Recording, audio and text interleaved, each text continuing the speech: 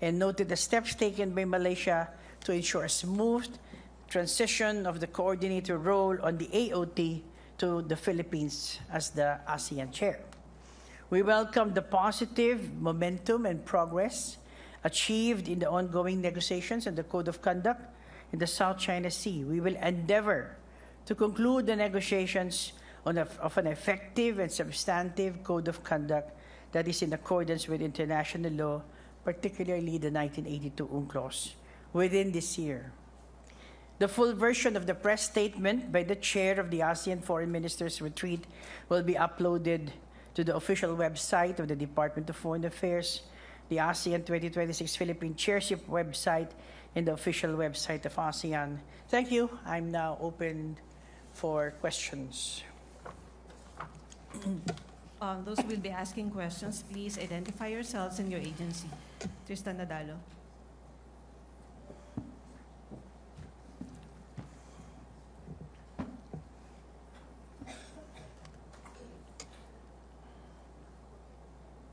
Good afternoon, Secretary. Secretary, allow me to shift back to a more domestic issue regarding the Philippine-China relations. Can I just say something? May I request that the questions now focus on what I just said, because this press conference is actually because of the ASEAN ministerial meeting. Probably if I have time, I'll answer domestic questions later. Okay. Speaking of the Code of Conduct, are there still any contentious issues that ASEAN and China are still trying to resolve? And what kind of commitment did you get from your fellow foreign ministers to conclude? Well, contentious issues, I think you're aware of it, is the milestone issues. I think I enumerated it. It's the scope, the geographical scope, the connection or the link between the DOC and the COC, the legally binding element or characteristic of this document, and some other definition of terms. Your next question is, was there any commitment from any commitment of a sort? Definitely. There's even willingness to host meetings, face-to-face meetings, and that is a real commitment from our ASEAN member state colleagues. And sorry, just one follow-up on the COC. When you say conclude COC, what does it actually mean? Are we expecting a document or just the negotiations? Exactly what it means. That is the termination of negotiations and a code of conduct between ASEAN and China. That's what it means. Thank you.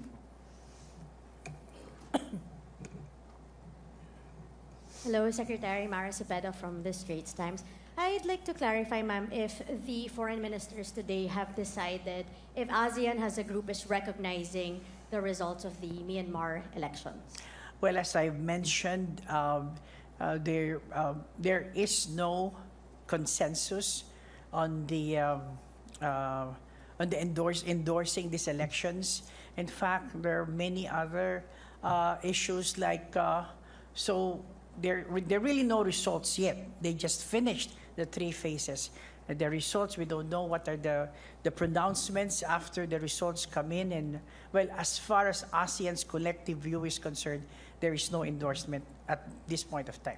Ma'am, a follow-up. Your early visit to Myanmar and followed by the talks in Tagaytay with political stakeholders and ethnic groups from the Philippines have drawn some criticisms from some quarters. I'm sure you've heard, ma'am. For both?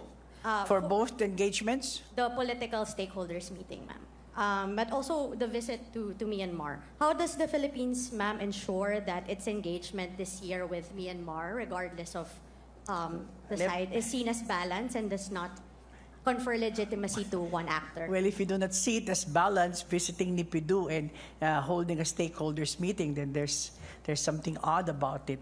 The fact is, I did it at the very first part of the year to visit the Nipidu, which is the capital of Myanmar, in my capacity as special envoy of the chair to Myanmar. That is stipulated in the 5-point consensus, and it is a function and it is a mandate, and that's the reason. Of course, you cannot win everyone. I think I do not know how to discuss this issue if I haven't talked to the military junta. And I'd like to add that the reason why I went there on such an early time because I don't want to endorse the elections. Secondly, thereafter is the stakeholders meeting, which was actually a group that was formed by Malaysia during their term as chair. So, if that is not the way to balance things, I don't know how. Thank you, ma'am. Thank you. Next, sir.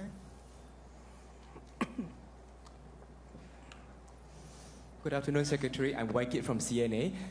Madam Secretary, earlier you mentioned unilateral actions that have cross-regional implications.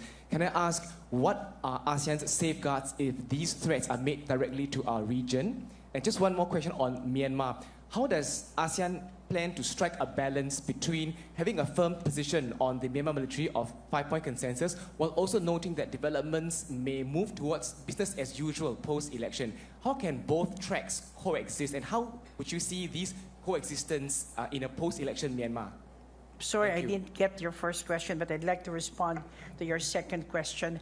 I think what is meant there is bilaterally, certain members or ASEAN member states can conduct some discussions with Myanmar. However, as a collective unit, as ASEAN, this is something that has to be.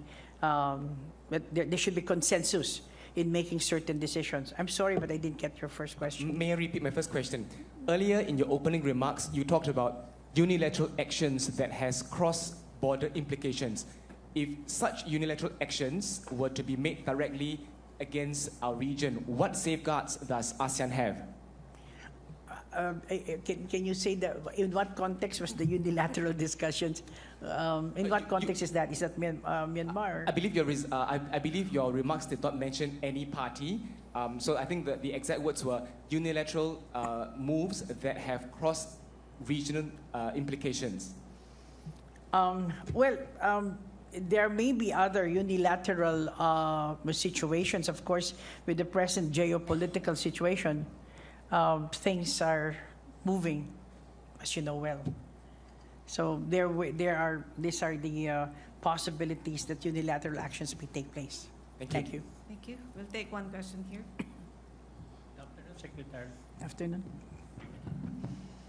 Secretary, I have two related questions on Myanmar. ASEAN, as it is now, does not recognize the military rule government of that country. Is that right? Let me qualify that. But yes, the answer is yes. We do not. ASEAN does not recognize the Myanmar military junta as of now. I mean, which are situated in the capital.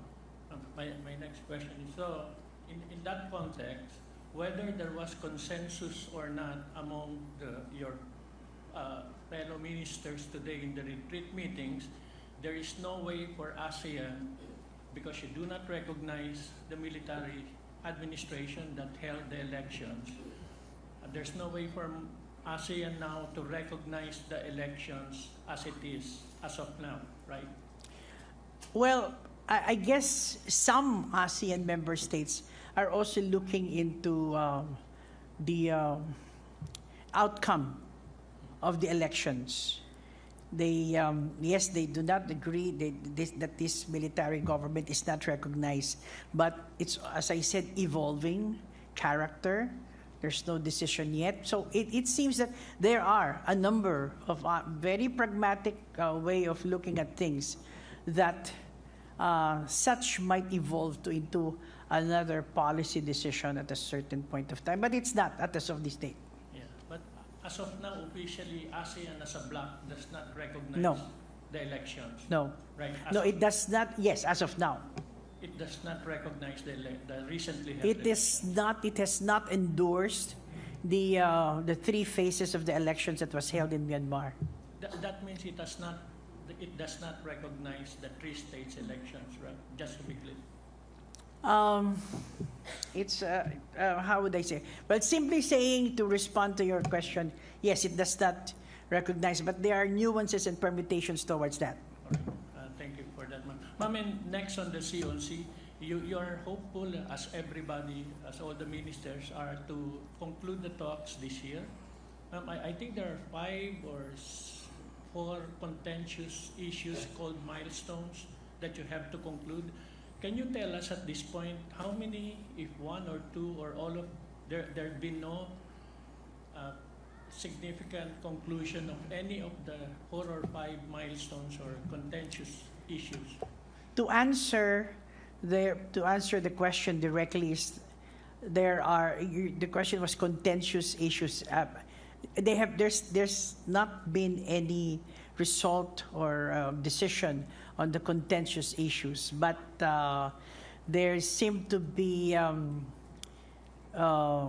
I think everybody is trying to do its respective way on how to do things. Like, I just want to tell you that one of the ASEAN member states has come up with a paper on one of the milestone issues. So now everybody is trying to put in definitions as well as possible areas of cooperation, and trying to address the milestone issues. Sorry, Wenglas. Malaysia, Indonesia, the recent chairmans have failed to bring, significant progress in the COC talk. Now, as chair, the Philippines, can you describe to us your level of confidence of concluding the very difficult talks that you're facing? Is it low, middle, or high?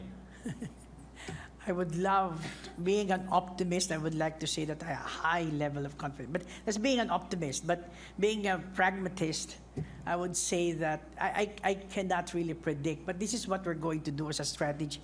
We, the Philippines now, as chair, will have monthly face-to-face meetings of the technical working group.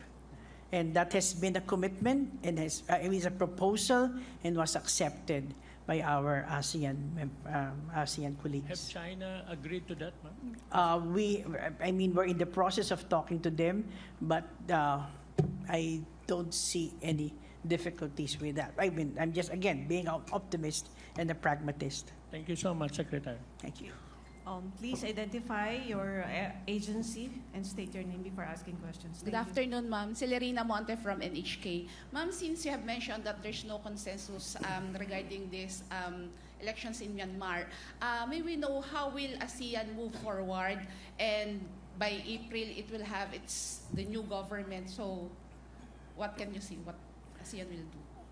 Well, there will be several meetings and discussions again on this matter.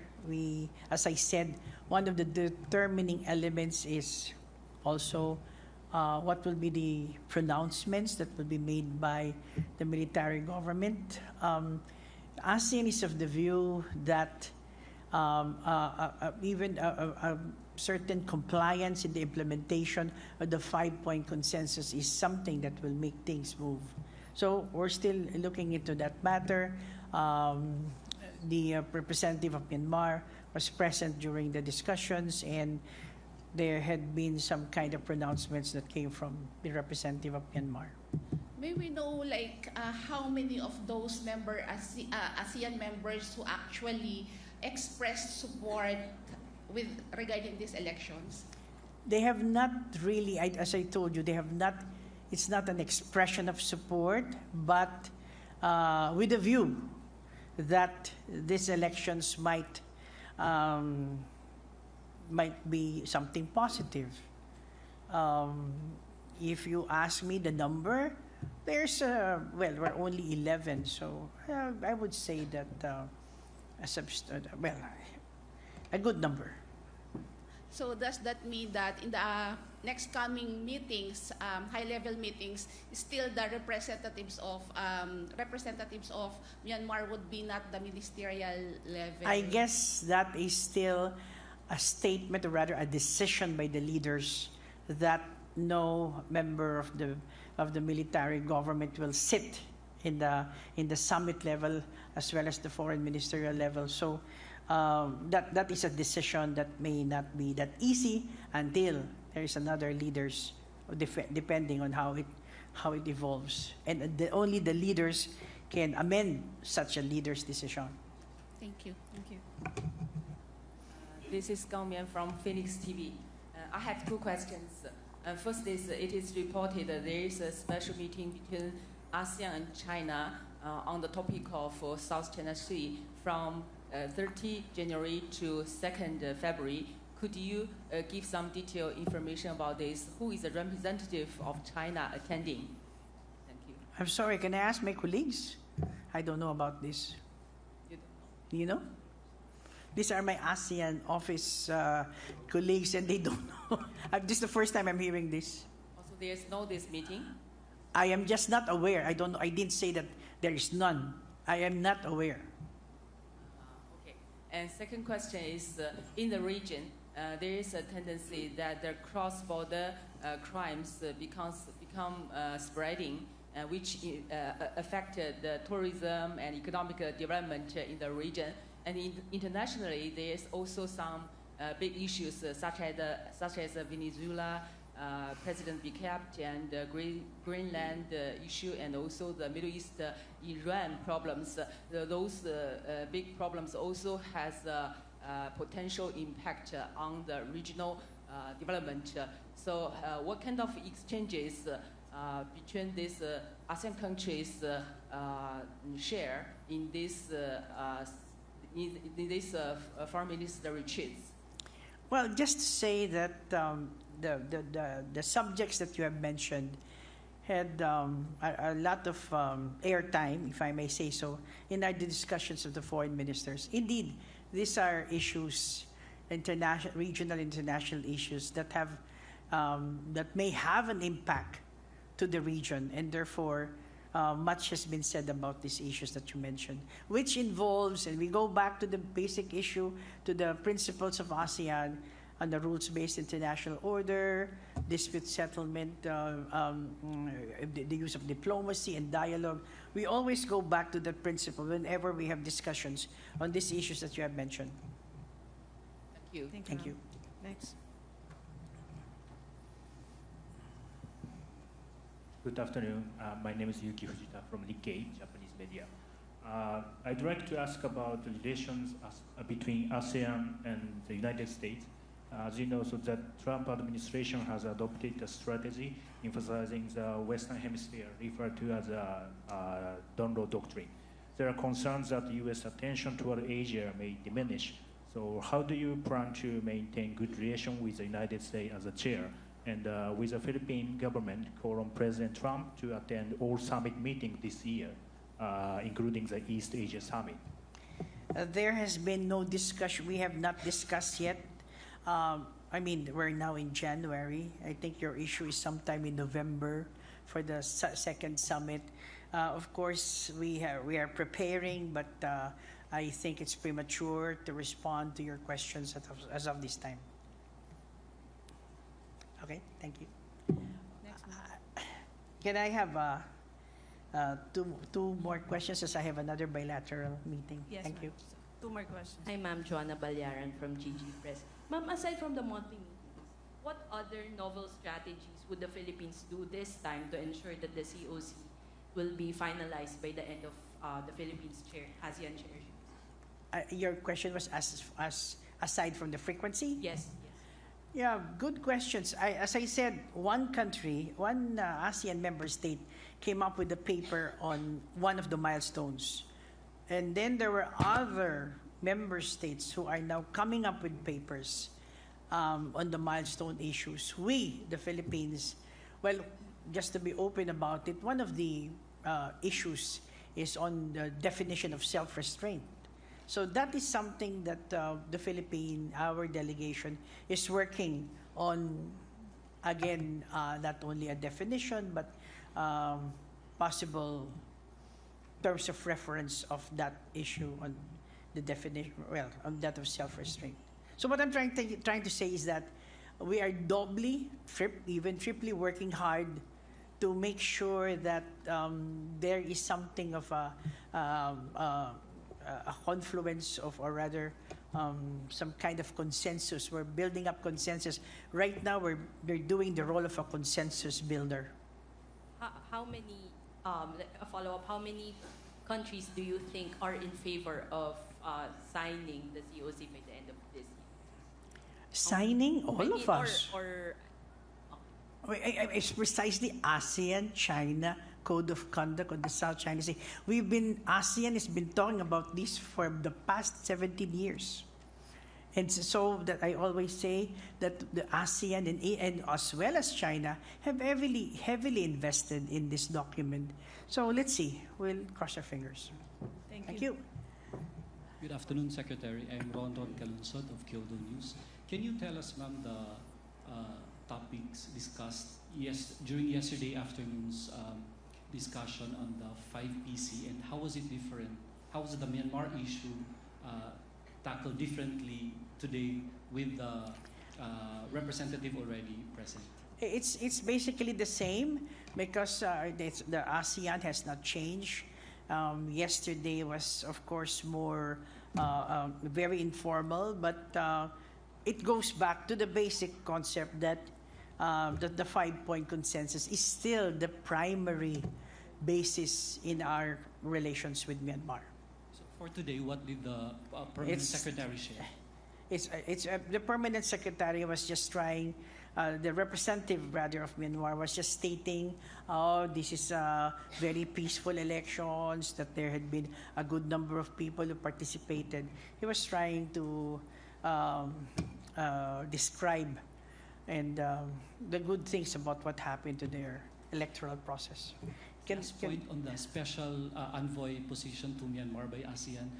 Did you discuss whether it's good to extend the term or? Well, it's not that. It's not whether to this. There is already a decision by the leaders in Kuala Lumpur that there should be a long-term special envoy, and therefore for Myanmar, and therefore the senior officials meeting or the SOM will be discussing it further. Thank you. We'll take the last question from that side. Thank you. Hello, ma'am. I'm Andrea Calonzo from Bloomberg. Just to tie up all the loose ends, ma'am. You mentioned earlier that the ASEAN as a bloc isn't recognizing the 3 phases of the election so far. But you also said some members are opting for pragmatism. You said there will be elements, you will be watching out for elements or pronouncements by the military government, and that the election might be something positive. So what sort of elements and pronouncements will that be? I really have no idea what that will be, but that is something that some countries are looking forward to.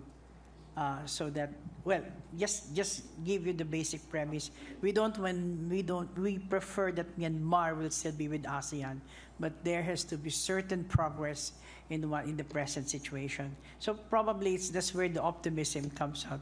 But I don't know what kind of pronouncements that will come out. It really depends on the junta. Okay. And you mentioned that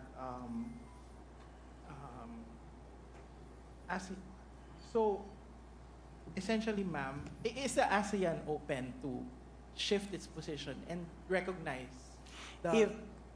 Go ahead. Go ahead. I know what your question is. Well, again, ASEAN is consensus. Okay. If there is consensus, then there can be a shift. It's just that a very simple response, and we'll see how it.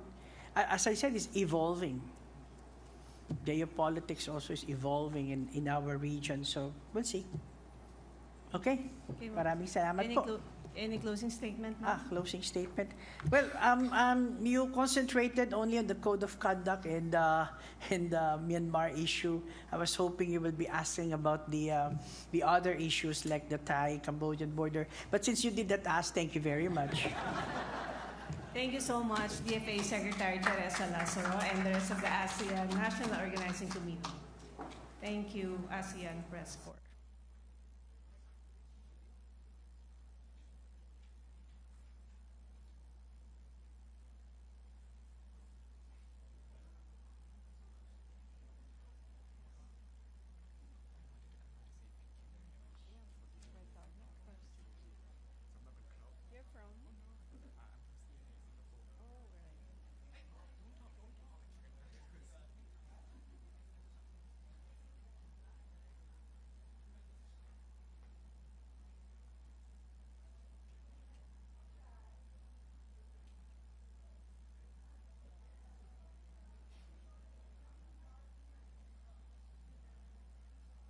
national to local. It is all about interconnectivity and cooperation. Hence, our Tourism Summit. Let's get those conversations going, everybody. A round of applause for my panel, please. That is, again, all about accessible and seamless travel. May I have a photo opportunity, please? Bud, Michelle, Olivier, and Jane, nicely done. Thank you very, very much. Smile for the cameras. Thank you. How about a round of applause for this panel? Thank you for your generosity, being very impactful.